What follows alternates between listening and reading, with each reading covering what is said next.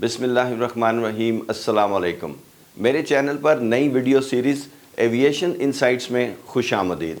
दुनिया भर में होने वाले हवाबाजी के वाक़यात और तज्ज़िया अपने 30 साला एयर ट्रैफिक कंट्रोल ऑपरेशंस के तजर्बे और एक मुस्तनद हवाई जहाज़ों के हादसे की तफ्तीश कार के तौर पर बयान करूँगा।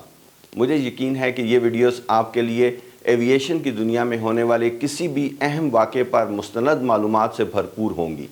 तो आइए पहली वीडियो की तरफ चलते हैं। Kennedy Tower, morning, Qatari 703 Heavy, 4 right. Qatari 703 Heavy, Kennedy Tower, caution turbulence for your arrival. Heavy volume 777, wind 120, gust 16, runway 4 right, clear to land. Catland 4 right, Qatari 703 Heavy. Qatari 703, there's a low-level Cessna has you in sight. You left your right side, will maintain visual separation. Qatari 703 Heavy, Ari, Qatari. Sorry, 703 Heavy, what was the reason for the go-around? We got a TCAS Ari, Qatari 703 Heavy. Okay, roger that.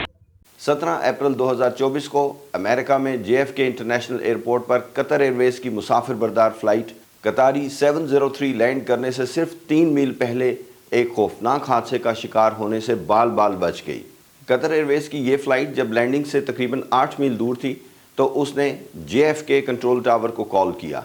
John F Kennedy airport control tower में मौजूद खातून air traffic controller ने उसे पहले land करने वाले एक बड़े हवाई जहाज़ हेवी एयरक्राफ्ट से पैदा होने वाली टर्बुलेंस के बारे में एहतियात करने को कहा। फिर उसने हवा की सिमत और रफ्तार बताई और उसे लैंड करने की इजाज़त दे दी। अब वो दोबारा इस फ़्लाइट को कॉल करती है और उसे बताती है कि उसके दाएं हाथ की तरफ एक छोटा हवाई जहाज़ उड़ रहा है और वो आपको देख रहा है। आपको अपनी नज़र में रखते हुए वो आपसे क्लियर रहेगा। इस वक्त आप स्क्रीन पर इस छोटे हवाई जहाज़ की पोजीशन देख रहे हैं।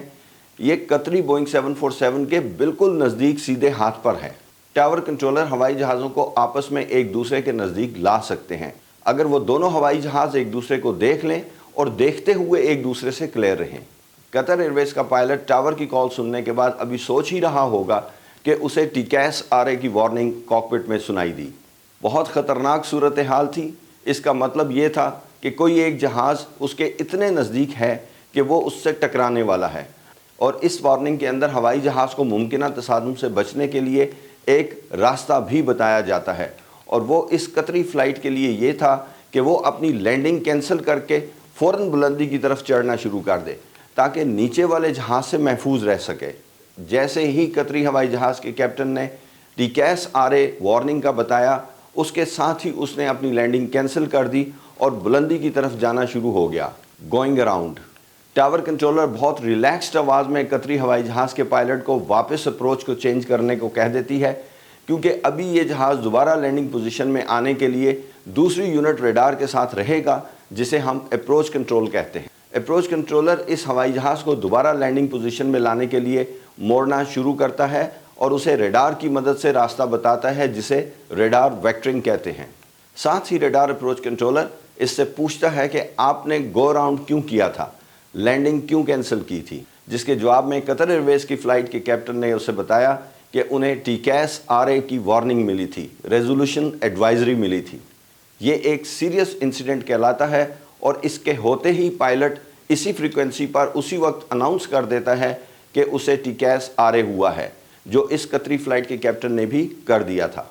लैंडिंग से सिर्फ चंद लम्हे पहले पायलट को इस वार्निंग पर लैंडिंग कैंसिल करके हवाई जहाज़ का कंट्रोल कंप्यूटर से हटा के, ऑटो पायलट से हटा के खुद संभाल कर बुलंदी की तरफ चढ़ना एक नाजुक मसला है।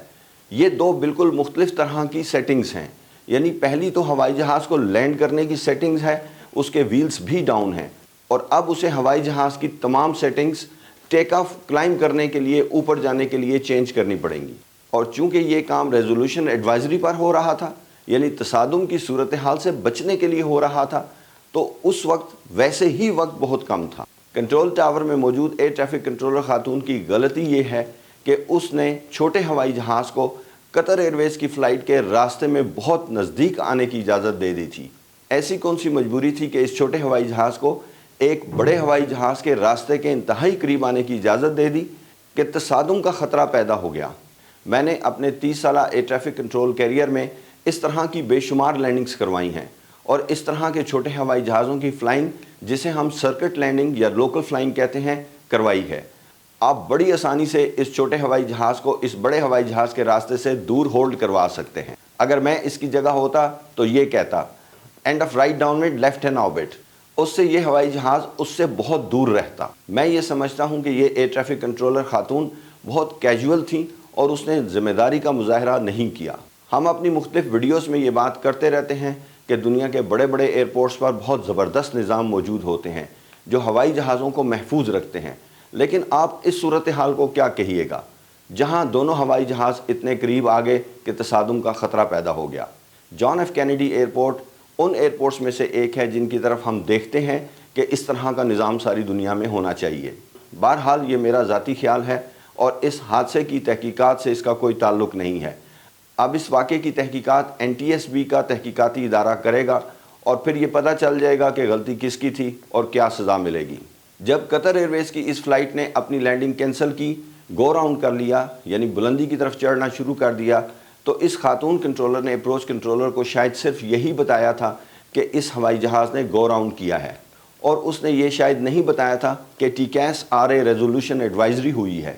اگر اپروچ کنٹرولر کو یہ پتہ ہوتا تو وہ دوبارہ اس ہوائی جہاز سے یہ نہ پوچھتا کہ آپ نے گو راؤنڈ کیوں کیا ہے۔ بہرحال قطر ایئر ویز کی فلائٹ کے کیپٹن کے لیے میں یہی کہوں گا، ویری ویل ڈن۔ دوحہ سے JF کینیڈی کی اس فلائٹ میں ہمارے سب کانٹیننٹ کے کئی لوگ سفر کر رہے ہوں گے یقیناً۔ آج کے لیے اتنا ہی، نیکسٹ ویڈیو میں ملاقات ہوگی۔ اللہ حافظ۔